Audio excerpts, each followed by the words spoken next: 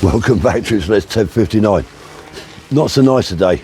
Been trying to do this video on and off, but it keeps raining on me, and it doesn't matter what I do, the camera goes all wobbly and funny. It affects my phone.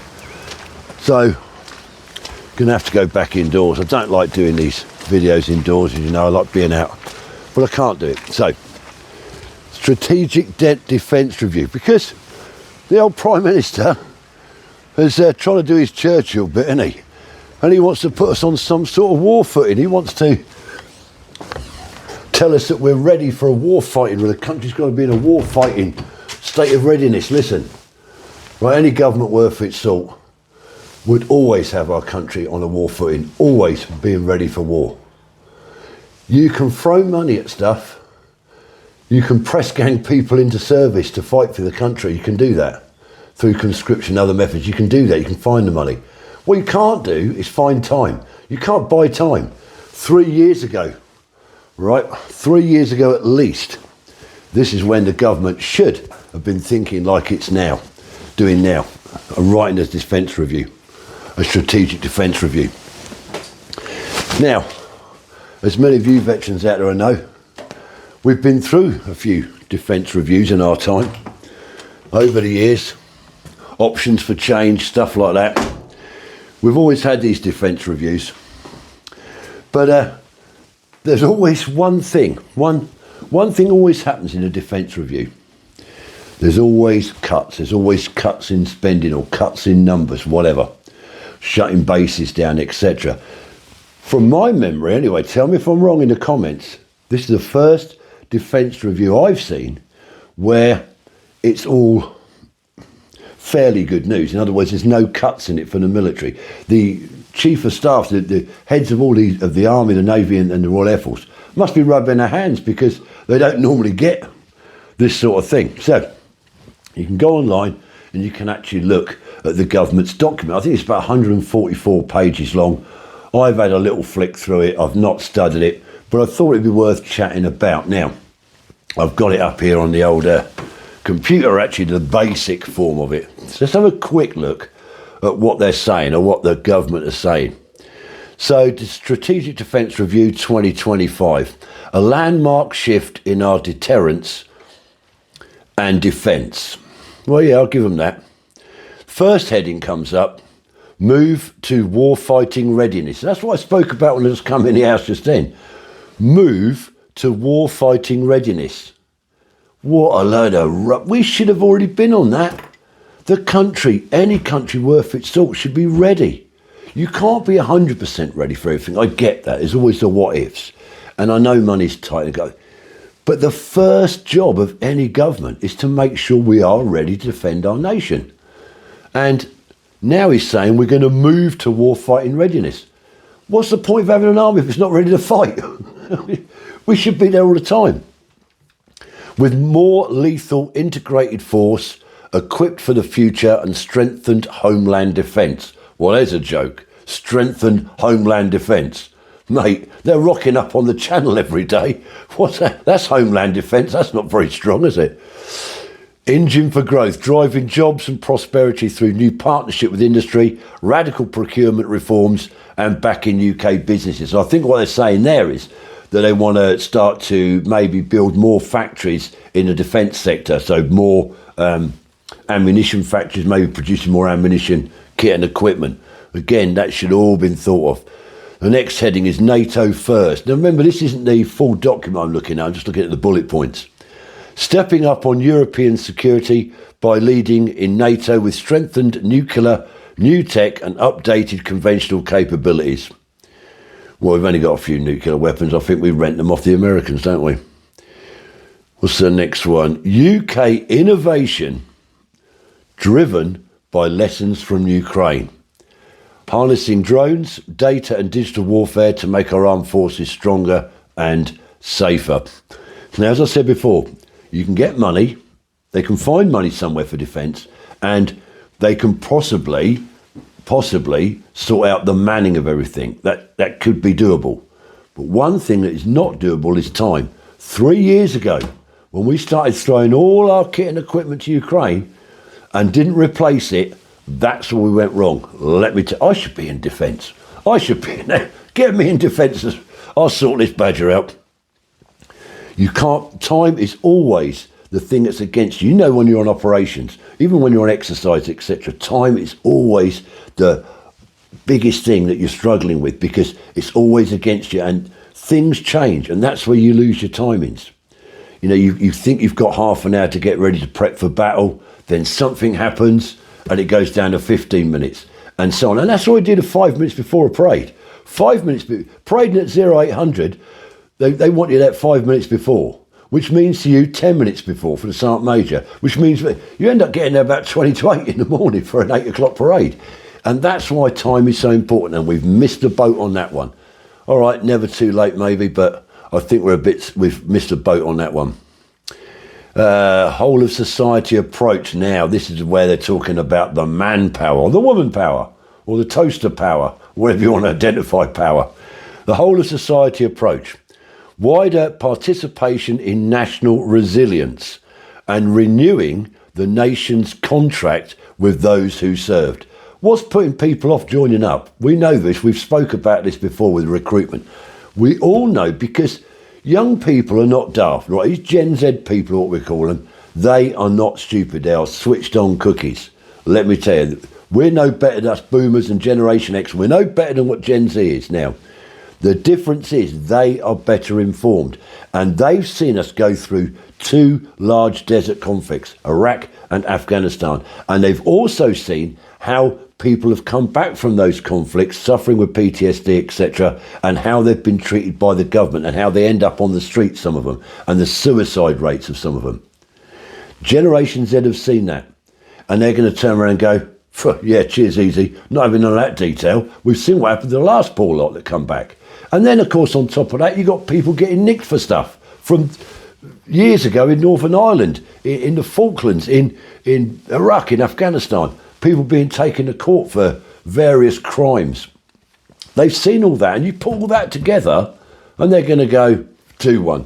So this whole of society approach, wider participation in national resilience, and here's the key bit, renewing the nation's contract with those who serve. Yeah, righto. This is going to be difficult for them to deliver. It goes on to the key announcements, saying that the British Army is going to be 10 times more lethal than it is now. Here's a good one, talking about this is their move to warfighting readiness.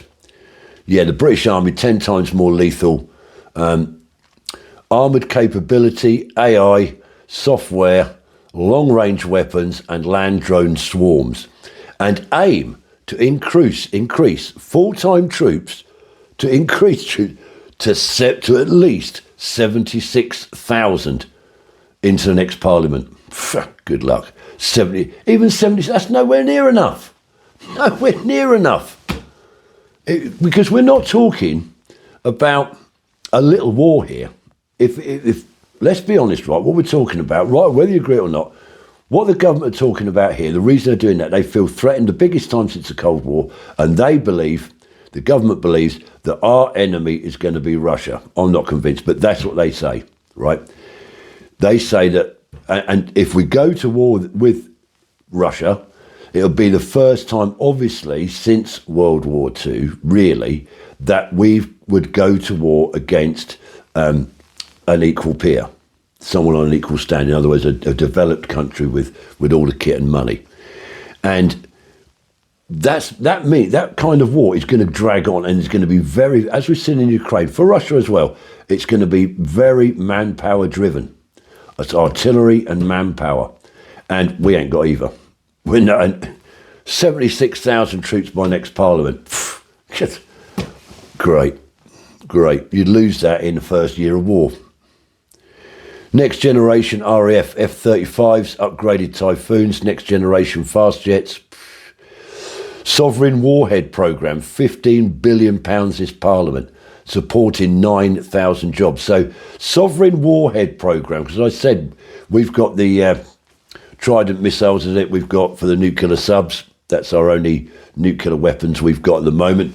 Again, back in the Cold War, we had air-delivered weapon systems, nuclear weapon systems, as well as the subs.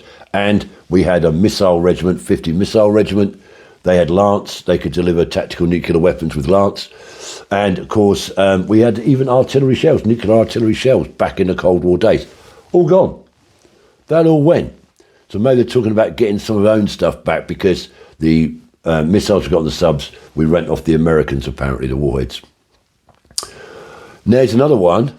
Homeland air and missile defence. Up to £1 billion of new funding for Homeland and air missile defence. That is a massive priority because it's one thing building up your Royal Navy, your Army and your Air Force and building it all up and having all that good kit over there, and back at home you got factories knocking out ammunition and supplies to keep everything going to the front. But if you can't defend those homeland factories and munitions factories, they're going to get taken out, and that just cuts all the supply off. That's your logistics gone. End X. You got nothing kit left. You got no kit left. Hence, we give everything to Ukraine because they can't produce too much themselves. And a new cyber command defending Britain from daily attacks in the grey zone, whatever that might be. Well, that's obviously cyber attacks, like I say. UK innovation driven by lessons from Ukraine. Well, it's a bit late. It's a bit late. The whole of society approach. Here we go. So we'll look a little bit deeper in that and then I'll end the video. Whole of society approach. Renewal of military accommodation. At least £7 billion this Parliament, with 1.5 billion plus new investment to fix forces, family, housing. Now, obviously, that's not war-winning stuff, but that is to keep retention and hopefully help recruiting. That's why they want to do that. I get that. We need it. Some of the accommodation is pretty poor. More opportunities for young people. Now, this has always been something that should have been done a long time ago. They were cutting the cadet force. We got rid of junior leaders, which I thought was a great system. I wasn't a junior leader myself back in the day, but we should have kept junior leaders. I know we've got the foundation college or whatever it's called. It all sounds a bit gay to me. I think we should have had junior leaders, infantry junior leaders, artillery junior leaders. That's what we should have done. Kept it going. But obviously it probably cost too much, and that's why they axed it. So more opportunities for young people, delivering a 30% increase in cadets by 2030. Well, 5 years away. A 30% increase in cadets. It could all be over in 5 years. What a joke. And introducing a voluntary gap year scheme. Now, I've heard rumours about this. I don't know too much about it. Let me know in the comments. But I think what they're on about here is introducing a voluntary gap year scheme. So is that saying that when they come out of school or college, before they go on to maybe university or a career in something, they can have a gap year scheme where they go into the military for a year? So let me see. They can either save up a bit of cash and go backpacking around Vietnam and Australia, or they can go in the military for a year. I wonder which one they're going to choose. I can't see them doing TikToks on their gap year in the military. Well, maybe they will, I don't know. And lastly, a new defence readiness bill. Legislating to improve national preparedness. God knows what that means. So anyway, don't want to harp on too much. That's just a little bit of a look at what the government's talking about. There's a lot more online, I'm sure. But you can go online and find the government strategic defence review for 2025 and pick up the bullet points and have a look at it. So that's it. Let me know what you think in the comments. Crazy, isn't it? I don't think it doesn't matter how much money we spend. I don't think it matters if we press gang in people with conscription or whatever. We've missed a boat with the time-wise. We've lost a lot of time. So maybe better now than never.